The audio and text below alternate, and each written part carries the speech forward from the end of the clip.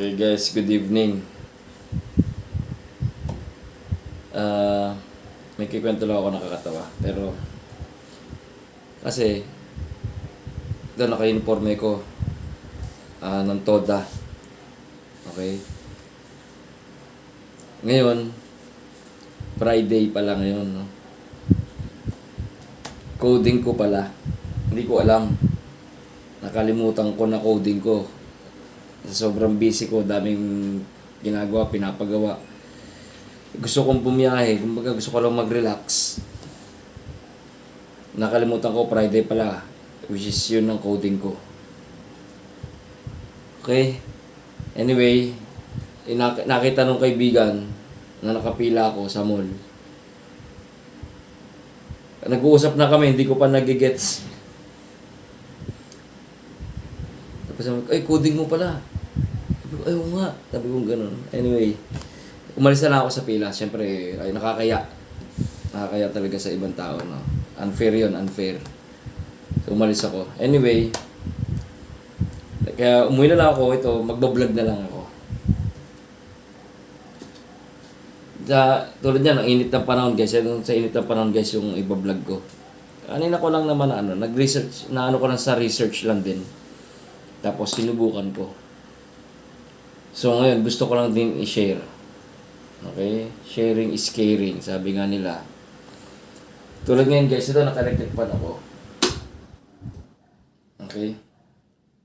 Pag pinatay ko yung electric fan ko, ramdam ko yung humidity rito sa bahay. Yung init ba? Yung init. Init sa pakiramdam. Okay? Gabi na, ano nang oras na? 7 o'clock na. Tapos may nabasa ako sa research.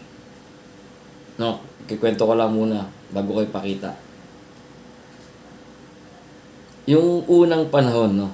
Panahon ni Magellan. Okay? Sa Egypt, no, sa Egypt, sa Middle East, tabi mo na sa desierto.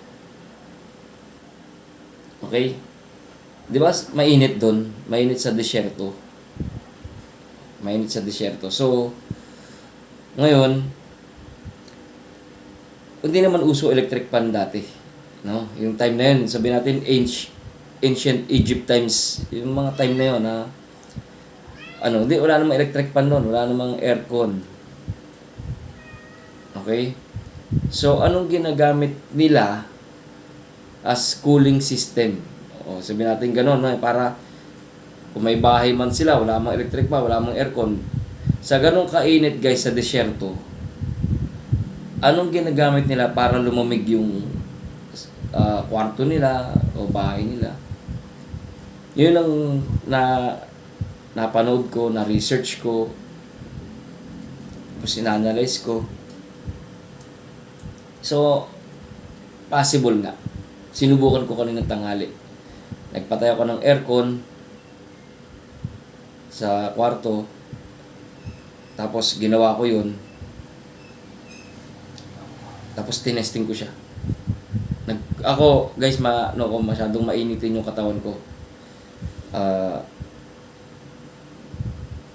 Hindi ako pwede sa sobrang init na lugar. Sobra ako magpawis kasi. So, kaya tinesting ko yun. Yung ganun, sa kwarto. Pinatay ko yung aircon. For few hours na nilagay. Tapos nilagay ko yun. Yung nakita ko. So, in-apply ko lang siya. Tapos, ginawa ko, naggulong ako sa kwarto for few hours lang din. Tapos, lumabas ako ng sala. Guys, effective na. Totoo. Para sa akin, ha. Baga, kanya-kanya trip lang naman yan, no? Sa akin, sinubukan ko. Effective sa akin. Dahil nga yung katawan ko, pawisin. Para sa akin, naramdaman ko, effective siya. Okay? Pero kung di kayo maniniwala, okay lang yan. Ano lang yan? Kanya-kanya trip lang yan, guys. Kanya-kanya libangan lang yan. Tulad ako. Libangan ko, naghalaman ako. O, di ba? Nagpa-plantito ako. Kumbaga, gusto ko yung mga kalamansi. Ganyan. Kamyas, puno. Ito, in-apply ko lang din, kumbaga trip ko lang din, no? Baka totoo, baka hindi. Pero kung i-imaginein mo nga, nung time na yon, paano nga sila nakasurvive sa ganung kainit? Di ba? Kung lalawakan mo pag-iisip mo, paano sila nakasurvive sa ganung kainit nung time na yon, nung unang panahon, na wala namang electric fan tsaka air conditioning. Okay? So, ang concept is ganito.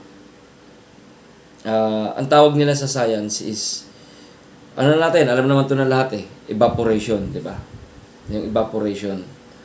So, halimbawa, tubig, di ba? Tubig, nilagay mo dyan sa kalsada o kung saan man, sa sobrang init, halimbawa sa kalsada, sa sobrang init, matutuyo na yung ano, di ba? Halimbawa, magsaboy ka ng tubig dyan sa kalsada, basa ngayon yan, di ba?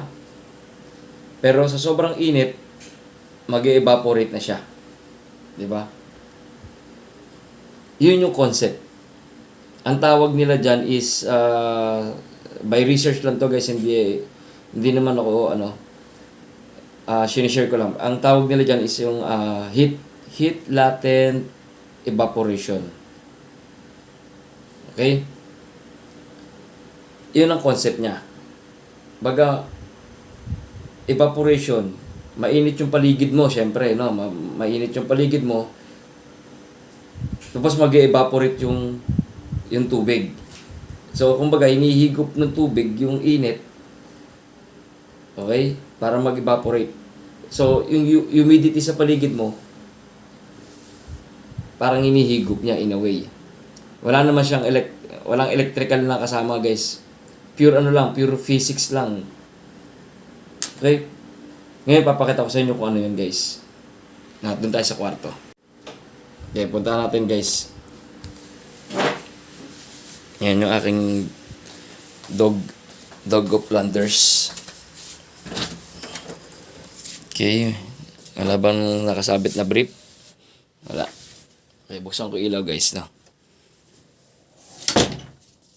Ito, guys, yung Ito yung dito sa kwarto, guys. Dito sa kwarto, guys, ibang-iba yung pakiramdam ko kumpara doon sa labas. Mas mainit sa labas. Hindi rin malamig dito as malamig na katulad ng aircon. Pero hindi siya ganun ka-humid. Okay? Hindi siya ganun ka-humid. Hindi kumpara sa labas na naramdaman ko agad yung init. Ito, pakita ko sa inyo. Yan, guys. Clay pot. Okay? Paso.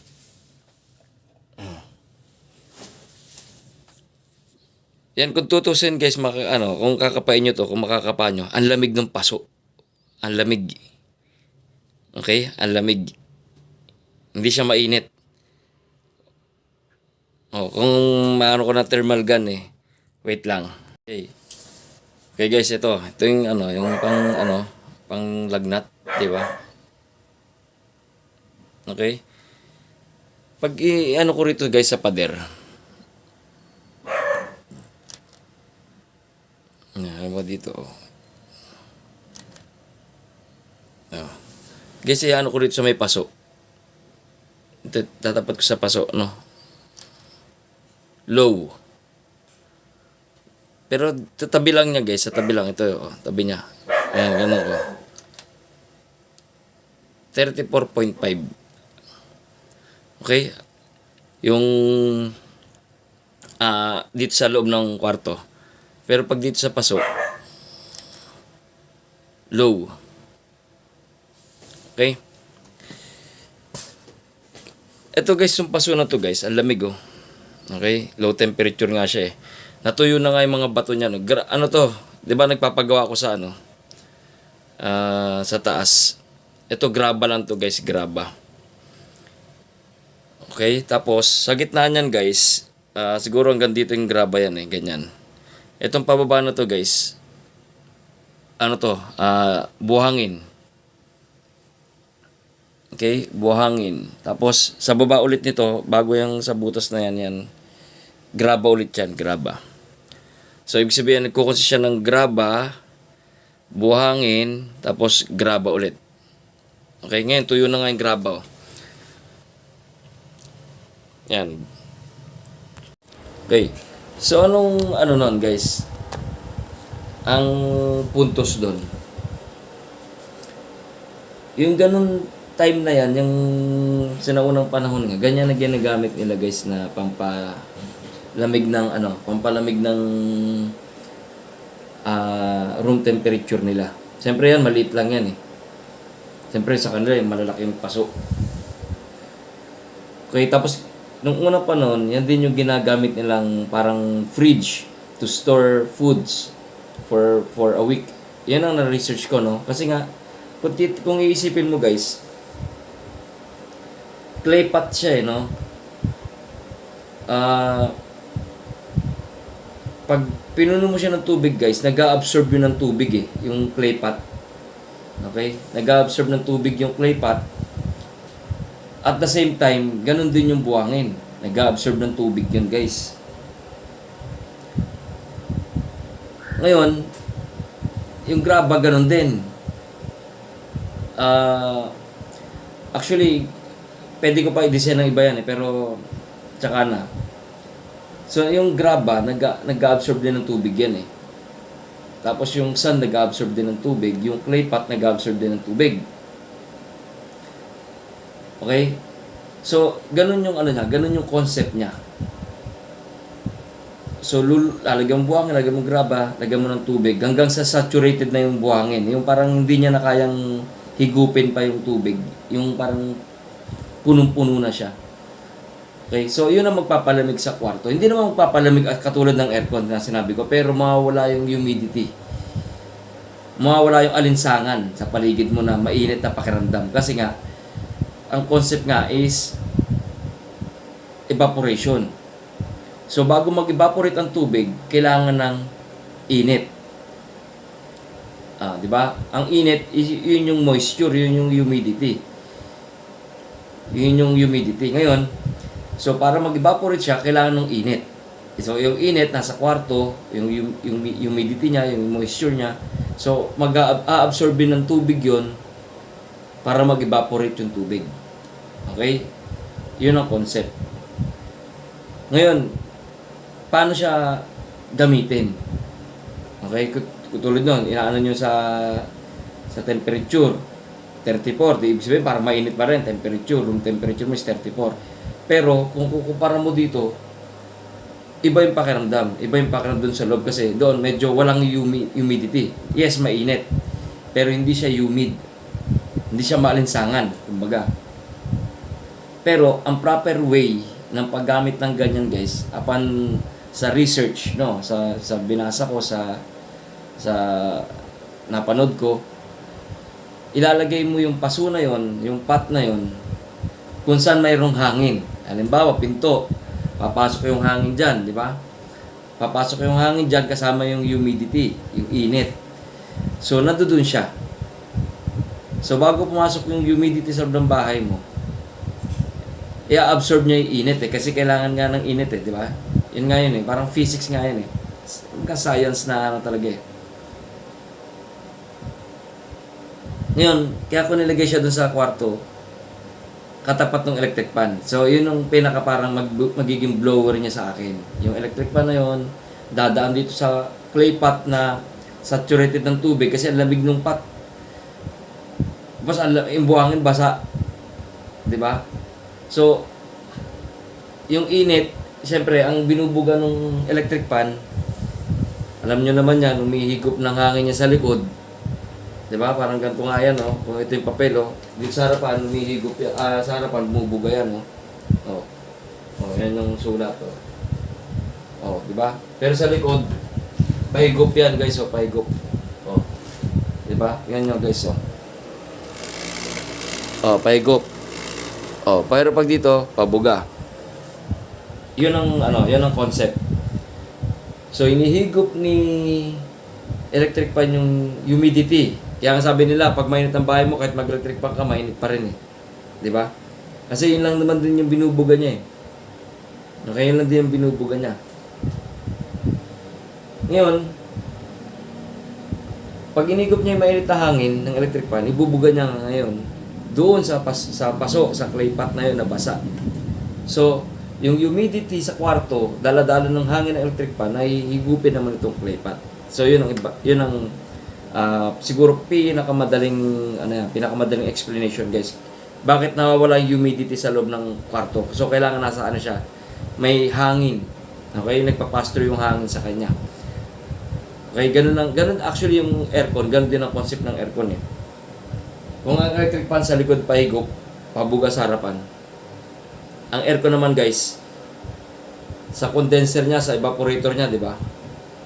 Oh, pahigop naman sa harapan, higupin yung paharap, tapos dadaan sa mga coil, pagdaan sa coil, mainit na hangin, si Freon malamig, pagbunggo do sa coil, lalabas ngayon sa likod ng aircon, mainit na hangin na. Diba? Inihigop niyang humidity, ito si aircon, inihigop niyang humidity, tatama dun sa coil, okay? Sa evaporator coil na yan, tapos mamamawis na siya. Paglabas dun sa likod, mainit na hangin na, babalik na sa'yo malamig na hangin. Di ba? Yung ganun ang concept ng aircon eh. So, kumbaga namamawis yung coil eh. Ganun din yan, guys. Parang ganun din siya. Pero, yun nga lang, less electricity. Guys, so, kung pwede nyo gawin nyo. Kung ayaw nyo, okay lang. Wala nang problema. Sabi ko nga, kanya-kanyang trip lang yan. Sinishare ko lang yung napanood ko, which is sa akin, effective. Effective sa akin. Yung ganong style. So, ang plano ko, maglalagay ako sa pinto, tapos dito, sa electric fan dito, kasi syempre may electric fan dyan, maglalagay din ako dyan, para kahit maliit lang, para dumaan na sa kanya yung hangin, makuha niya yung humid ng sala, di ba? Tapos maglalagay ako sa pinto, sa banyo, sa likod, kakalat ko siya, na ganun ang concept, pero baka lakayan ko ng konti yung paso kasi maliit lang yung pang kwarto lang yun eh. Okay? Sana may natutunan kayo, guys. Yan lang, kung nainitan kayo sa bahay ninyo, guys, dahil sa maalinsangan, humid, subukan nyo, guys, yung ganong paraan. Clay pot, guys, clay pot. Paso. Okay, paso na gawa sa putik, na walang pintura. Yung parang talagang bagong gawa lang na paso na ganun. Isok nyo sa tubig, kayo na mismo, hawakan nyo yung paso, malamig. Mainit ngayon, 34, pero siya malamig. Ngayon, pag nadaanan siya ng electric fan, siyempre yung lamig niya, makukuha mo. Tapos yung humidity, i-absorb niya, mag-evaporate yung pinaka-tubig niya. So, every morning, lagyan lang siya ng tubig. Mababasa na naman siya lahat. Ganun lang. So, mawala yung humidity ng kwarto. Sa akin, guys, approve sa akin. Okay, yan lang yun. Sharing lang yan. Sana may natutunan kayo, guys. I-follow nyo ako. I-share nyo tong video na to. Kayo nang bahala. Okay? Peace out. Ride safe.